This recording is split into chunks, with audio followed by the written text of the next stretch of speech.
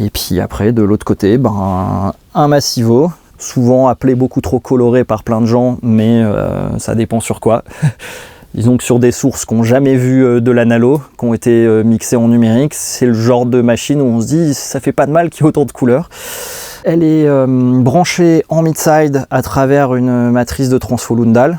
Et j'ai sortie symétrique et asymétrique branchée. Sortie symétrique, ça passe par les transfos Manley. Sortie asymétrique, ça passe pas par les transfos Manley de sortie. Transfos Manley qui sont quand même assez sur cette machine. C'est-à-dire, qu'est-ce qui t'enlève ou te rajoute? Ils font traîner un peu plus le bas et ils mangent un peu plus les transientes. Ok. Quand on voit un mix un peu trop stérile, trop découpé, trop un peu transitoire truc, c'est vrai que mettre ce transfo, ça ralentit un peu le bas, mais des fois ça le ralentit pour dire au lieu que tout soit découpé et trop parfait, on a un côté un peu plus relaxé. Qui peut servir, mais qui dans certains autres cas sera too much. Donc je t'avoue que du temps, qu'est-ce que tu utilises? 95% du temps, je suis en unbalanced quoi. Mais arrive des fois où je me dis tiens, là c'est juste ce qu'il fallait de passer en la sortie symétrique. Voilà. À quand le Manley version, le mode Clément du Manley? Je sais pas. Mais trop bien. Et du coup, le Manley, donc un classique du mastering, un pot de peinture, certains diraient. C'est un EQ qui est assez fantastique mais déroutant à la fois. Ouais. Parce que les curves interagissent beaucoup. Le Q max est déjà méga large. Y a plein de choses qui sont... en fait, on commence des fois à se dire non mais attends, c'est pas possible, j'ai pas mis ce gain là. Puis en fait, tu regardes la courbe et tout interagit et c'est très smooth. C'est aussi ce qui fait que tu as du mal à faire des mauvaises courbes d'EQ avec, parce que dès que tu essaies de faire des choses trop drastiques, tu peux faire une bande drastique, mais si tu mets les 4 bandes à essayer de mettre des trucs serrés de partout, tu finis par avoir quasiment le même spectre plat, mais avec un peu de densité en plus, les transientes un petit peu lissées dans l'aigu, des choses comme ça. Moi, ce que j'adore sur cette machine, et il n'y a pas assez de gens qui en parlent, c'est les shelves.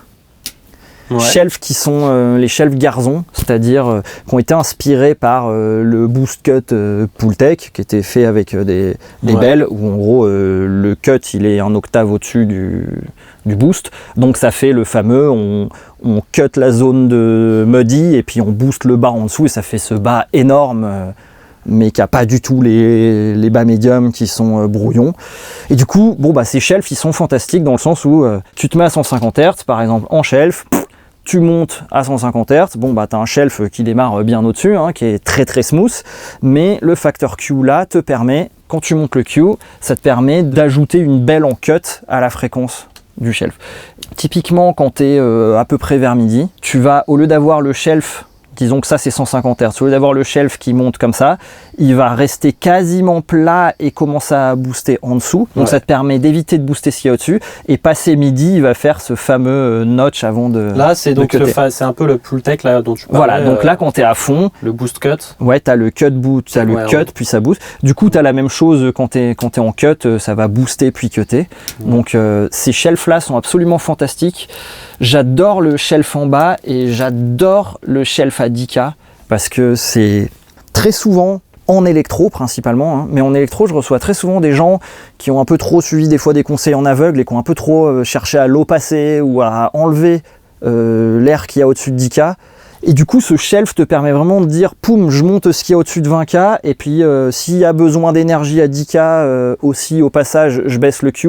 Si je le mets vers 6-7 par là, je reste flat jusqu'à 10K, et j'ai juste un petit lift en mode tremplin de saut à ski au-dessus qui ramène de l'air, voire le truc du c'est arche, mais ça manque d'aigu, et là, tu te mets ton shelf à 3,9 kg, le Q à fond, et plus tu montes l'aigu, et plus tu contrôles cette zone dans les high mid en même temps. Et du coup, j'aime beaucoup ce fait qu'avec une bande, tu contrôles 2 problèmes à la fois, en fait, ou 2 choses. Et ça te donne vraiment cette sensation, un peu comme tu peux avoir maintenant dans des EQ en numérique qui font de la compensation de gain.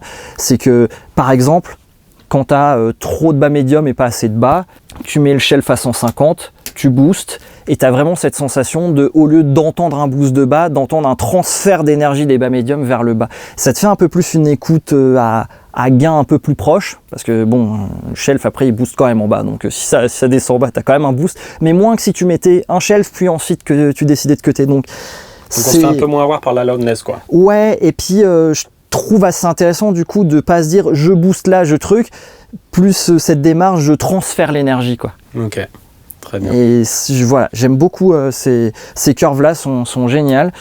Par contre, tu fais des choses et puis après tu t'amuses à le passer dans Plugin Doctor ou sur du Pink Noise et puis tu te dis ah oui ok c'est ça en fait la courbe d'EQ. Clairement je l'aurais jamais faite avec les yeux, avec un EQ digital. Et c'est ça en fait qui est intéressant, c'est que c'est un EQ qui te fait pas ce qu'il t'explique toujours. Du coup ça te force vraiment à prendre des choix avec tes oreilles. Et ça c'est vraiment ce qui est important et que moi j'aime beaucoup dans l'analo.